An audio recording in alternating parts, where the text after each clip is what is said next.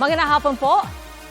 Nadisgrasya sa gitna ng pagmamando ng trapiko ang isang barangay tanod sa Dasmariñas, Cavite. Nabundol siya ng humaharurot na motorsiklo.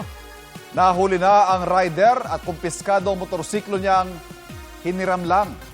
Tunghayan ang nahuli kam ng pagbangga sa pagtutok ni Darlene Kai. Masdan ang kuhang ito ng CCTV sa isang tawiran sa Dasmariñas, Cavite. Natatakpan ng karatula sa Center Island ang isang barangay tanod na nagmamando noon ng trapiko. Maya-maya, makikitang biglang napahiga sa kalsada ang tanod. Nasalpok na pala siya ng humaharurot na motorsiklo. Sa isa pang anggulo, makikita mula sa malayo kung paano nasalpok ang tanod ng motorsiklong nagdire-diretso ng takbo. Sumailalim sa operasyon ng 50 anyo sa tanod dahil nabali ang kanang binti. Kwento ng biktima, malayo pa lang ang motorsiklo, pinara niya na ito. Umilag pa po ako eh. Umiwas po ako pero tahuli na po ang lahat. Yun po. Ang masakit lang po, nakasa niya po ako. Nahuli kalaunan ng rider na suspect. Hawak na rin ng Dasmariñas Police ang motorsiklo na napag-alamang hiniram lang ng rider. Ayon sa Dasmariñas Police, sinubukang makipag-areglo ng kaanak ng suspect sa biktima pero desidido ang biktima na ihabla ang rider. Sinusubukan namin kunan ng pahayagang suspect na nakatakdang i-inquest para sa reklamong reckless imprudence resulting in serious physical injury. Darlene Kai, Nakatutok, 24 Oras. Mga kapuso, ingat po sa mga produktong inyong binibili. Bistado po sa Bulacan ang isang imbakan na puno ng mga pagkain at ibang produktong expire na pero nabebenta pa rin ng bagsak presyo maging sa online. Ang ilan po sa mga produkto ay para sa bata at mga may edad. Nakatutok si John Consulta, exclusive. Bit-bit ang isang search warrant. Pinasok ng mga ahente ng National Bureau of Investigation Counterintelligence Division ang isang bahay sa Santa Maria, Bulacan nitong Huwebes.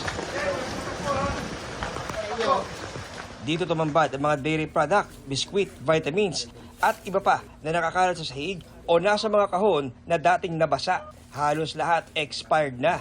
Mayroong 2023 pa nag-expire. Ayon sa NBI-CID, ipinapasa ng bagsak presyo ang mga expired na produkto at ang ilan ibinebenta online. Ang ginagawa, binubura po yung expiration at muli pong i-introduce sa merkado para ipagbenta po ito. Nung ating pong na-surveillance ito, ikinasa po ang pag-grade dito at dito po natin nakita yung ginagawang modus po. Naalarma ang NBI nang matuklasang marami sa mga expired na produktong ibinebenta rito para sa mga bata at senior citizen. Maraming nakuha ditong mga chichirya, mga snacks goods, saka mga candy na expired. Nahilig ng mga bata na maaaring magdulot ng sakit. Pag ang pagkain ay may na expiration period, dapat po hindi na ito ikonsumo pagkatapos po ng expiration period. Kakasuhan ng paglabag sa FDA Act at Consumer Act ang naarestong nagpapatakbo ng ni-raid na establishmento. Sinusubukan pa namin kunan ng pahayag ang may-ari ng warehouse. Paalala ng NBI, siguraduhin po na fit pa for consumption yung mga itong produkto. Tingnan po yung expiration. Makikita naman po natin kung may pagbubura rito. At kung ito po yung masyadong mura, nakakatakot po. Ibig sabihin talaga may problema po ang produktong ating binibili. John Consulta, Nakatutok, 24 Oras. Isang lalaki ang nasawi ng makulong sa inuupahang bahay sa gitna ng sunog sa Pasay. 7 bahay ang natupok at damay din ang kanilang barangay hall at daycare center. Nakatutok si EJ Gomez. Ginising ng naggangalit na apoy ang mga residente ng Barangay 138 Pasay City pasado alas 3 ng madaling araw kanina. Itinaas sa unang alarma ang sunog na tumupok sa barangay hall at daycare center. Kanya-kanyang paglikas sa mga apektadong residente. Inilikas din ng mga alagang aso. Marami po kaming aso, nagtatahol po.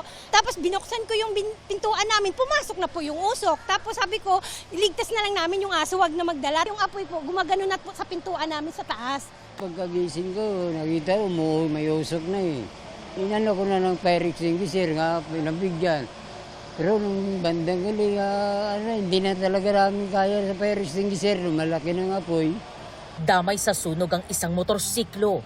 Nang maapula ang apoy kaninang 4:53 a.m., pinagtulungang ilabas ng mga tauhan ng SOCO, Bureau of Fire Protection at Philippine National Police ang bangkay ng isang 39 anyos na lalaking natrap sa bahay. Yung katawan ng biktima nakadapa dun sa baba. Bumagsak na lang po siguro yung katawan niya. Ayon sa barangay, posibleng mitsa ng apoy ang nagputukang electrical wiring.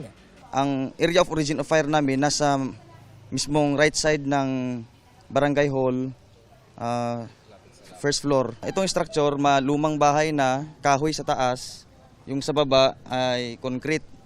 Kaya nung nasunog siya, mabilis nang nag-spread dahil light materials kasi. Sa tala ng BFP, aabot sa 900,000 pesos ang halaga ng pinsala ng sunog. 7 bahay ang natupok ng apoy, hindi bababa sa 7 pamilya o halos 30 individual ang apektado. EJ Gomez, Nakatutok, 24 Oras. Nais na rin po ng Ombudsman na bantayan ang pagbalangkas at implementasyon ng pambansang budget. Pero pabor kaya rito ang Senado at ang Kamara na siya pong may kapangyarihan sa pagbabalangkas nito. Nakatutok si Jonathan Andal.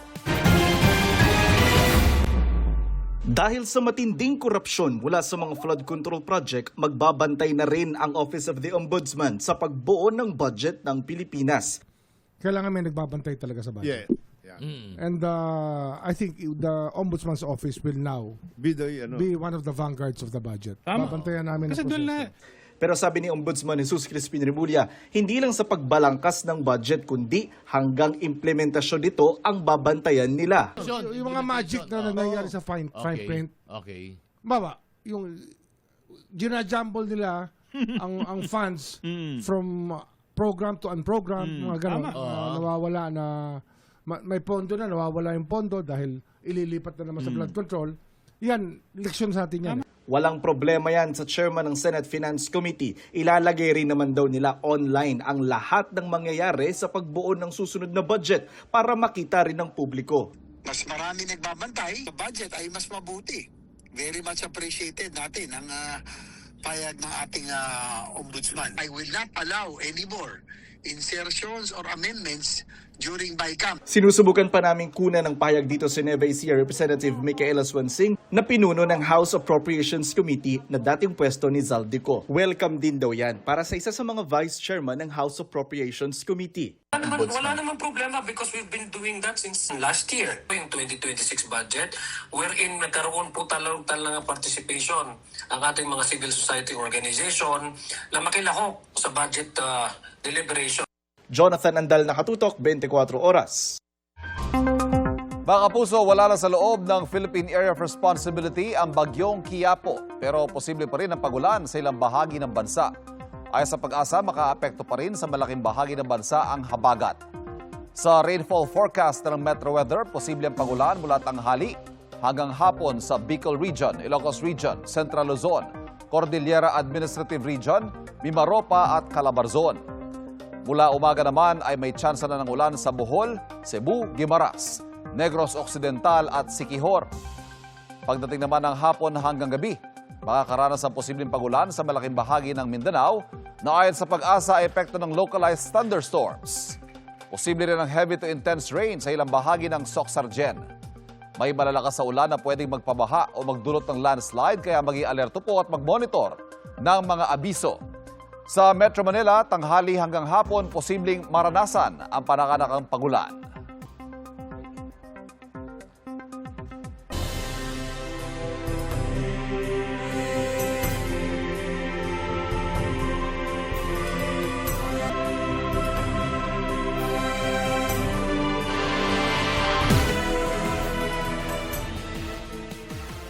Ngayong bispiras ng ika-5 State of the Nation Address ni Pangulong Bongbong Marcos, mahigpit ang pinatutupad na seguridad sa mga kalsada sa paligid ng batasang pambansa. Full alert na ang status ng pulisya sa Metro Manila. Ang mga paghahanda para rito sa live na pagtutok ni Marisol Abduraman. Marisol. Ivan, handang-handa na raw ang Philippine National Police para magbantay sa seguridad para sa ika-5 State of the Nation Address ng Pangulo bukas.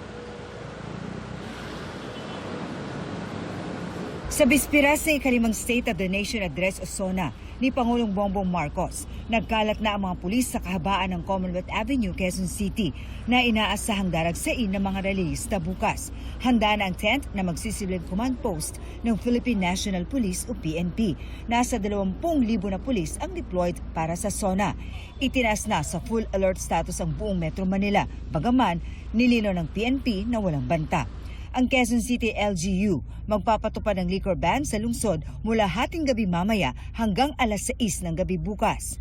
Sa Batasang Pambansa Complex, mahigpit na rin ang security check sa mga sasakyan. Meron din K9 unit na nag-iinspeksyon. Bukod sa Commonwealth at Batasan, bantay sarado rin ang paligid ng Malacanang. May mga road closure na rin, gaya Siliwasang Bonifacio at Ayala Bridge. May patutupad din na rerouting. Simula mamayang gabi, magpapatupad na rin ng rerouting ang MMDA sa Commonwealth. May mga isasariring U-turn slots, particular sa harap ng UP Techno Hub at Tandang Sora. Kanina, bumagal ang daloy ng mga sasakyan sa bahaging ito ng Commonwealth.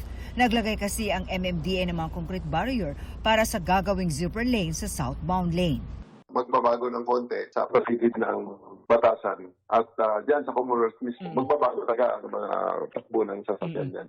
Sa ngayon, 3 grupo pa rin ang nabigyan ng permit ng Quezon City LGU na magrarally bukas sa Commonwealth. Kanina, nagtipon sa Ayala sa Makati ang grupong Atom o August 21 Movement para manawagan sa gobyerno na sana makulong na ang mga kurakot.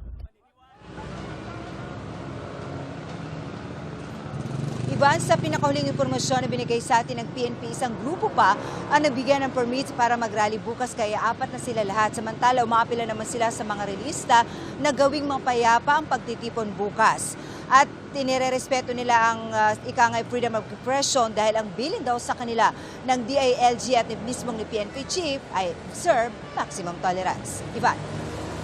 Maraming salamat, Marisol Abdurrahman. Patay ang isang kawani ng Pag-ibig Cebu matapos sumalpok ang sinasikan nitong van sa isang puno sa Gihungan, Negros Oriental. Wasak ang unahang bahagi ng sasakyan sa lakas ng impact. Batay sa investigasyon, nawalan umano ng preno ang sasakyan, may lumiko sa pababang bahagi ng daan. Sugatan ang 3 kasama niya mula sa Pag-ibig Cebu at Dumaguete, kabilang ang driver ng sasakyan. Patuloy namin na monitor ang kanilang kondisyon. Ayon sa pulisya, galing ang grupo sa ocular inspection sa isang itinatayong subdivision. Mismong negosyante na ang dumakip sa isang delivery rider na nahuli niyang nagnanakaw at nangungupit umano ng mga produkto niyang clothing items sa i-deliver pero isinuli. Kung hindi kasi kulang ang ibinabalik na produkto, pinalitan naman ang nasa loob ng packaging.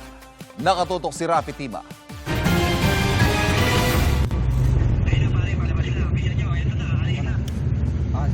Kuya, stop ka na, kuya. Nagsagawa ng citizen's arrest ang may-ari ng clothing store na ito.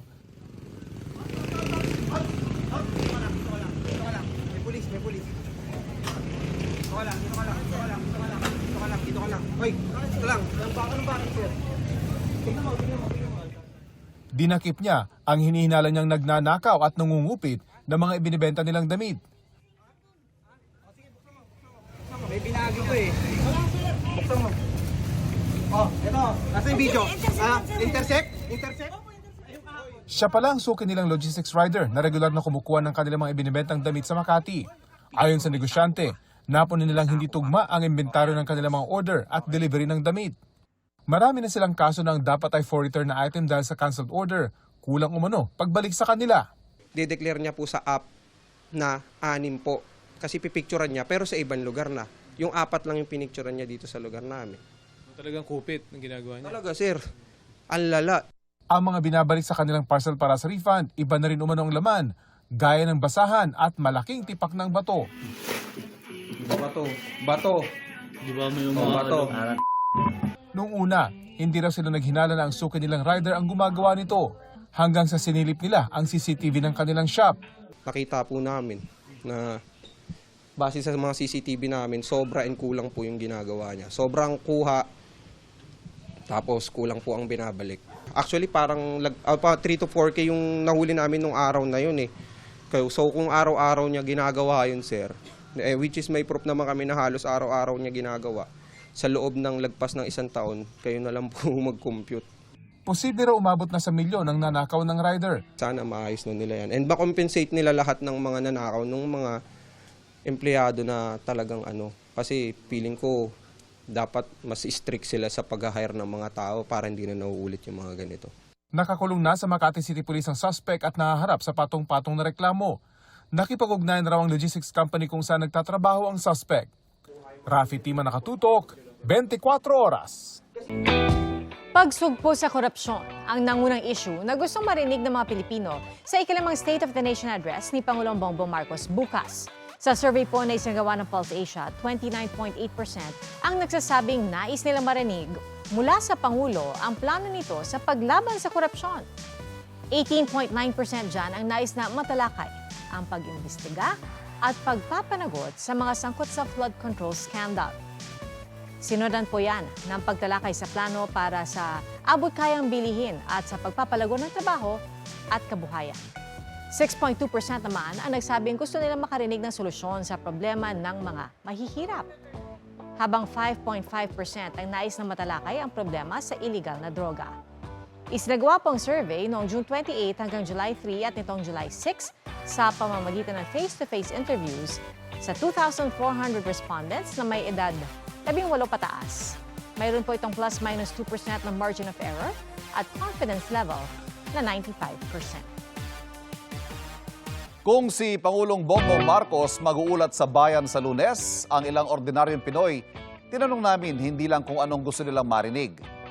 What you think? Ano ba para sa inyo ang estado ngayon ng ating bansa? Yan ang tinutukan ni Bea Pinlac. Mula sa pag-alagwa ng presyo ng petrolyo, ang gigipit ng China sa ating karagatan, pagpapanagot sa mga sangkot sa korupsyon. Mahaba ang listahan ng mga problemang kinakaharap ng bansa ngayon. Kaya kaabang-abang kung ano ang mapahayag dito ni Pangulong Bongbong Marcos sa kanyang ikalimang State of the Nation address sa Lunes. Paglaban sa korupsyon ang numero unong gustong marinig ng mga Pilipino sa ikalimang State of the Nation address ni Pangulong Bongbong Marcos. Ayon yan sa isang Pulse Asia survey. Sumunod na riyan ang abot-kayang bilihin at pagpapalago ng mga kabuhayan at trabaho. Tinanong namin ang ilan kung ano ang unang dapat ilatag ng Pangulo. Siyempre mauna yung pagbaba ng bilihin kasi para yun sa taong bayan eh. Yung ganun para lahat masaya. Masyado na po tayong naghihirap and yung mga opportunities po dito sa bansa natin is nalilimit. Kailangan din ayusin pa yung mga ibang bagay na nagpapahirap sa pamilyang Pilipino, yung presyo ng pagkain, yung transportasyon. He should really try to hammer out what he did, the efforts that his administration did to really bring down the price of food items in the country. Pero ang tiyak daw na mababanggit ng Pangulo, ang flood control scandal. Mahiya naman kayo sa inyong kapwa Pilipino. Pero ang tiyak daw na mababanggit ng Pangulo. I think it's one of the defining moments of his administration. And if he does not address this, if he does not satisfy the people's yearning to have a big fish arrested, then it would severely affect his legacy. May mga naaresto ng personalidad na sangkot umano sa flood control scam. Pero sapat ba ito? Yung talagang mga malalaking involved dyan, di pa talaga nila mahuli-huli. Hindi naman nila nagawa ng tawag dito, solusyon. Of course, yung so-called big fish, particularly those closest to the president. Because that would really show his mettle in addressing corruption. Hindi rin daw dapat palampasin ng Pangulo ang pagpalag sa panggigipit ng China sa West Philippine Sea. I think papalakbakan siya when he sends a very strong message, no, against China's actions. We are hoping na sana maging isa ito sa maging legacy ni PBBM na magkaroon ng second arbitral case. Mababanggit kaya ng Pangulo ang impeachment trial ni Vice President Sara Duterte? Baka magpaparinig siya yung ganon, but not mentioning the trial itself. Para sa ilan, ang sona ng Pangulo hindi raw dapat puro pangako, kundi mga plano at solusyon. Tingin namin, reflective ng SONA, maraming pinapangako, ang daming sinasabi ginagawa, pero kung tinurin yung datos, yung katotohanan, medyo malayo naman dun sa sa pinangako. Sinusubukan pa naming makuha ang panig ng Malacanang. Bea Pinlac, nakatutok 24 oras.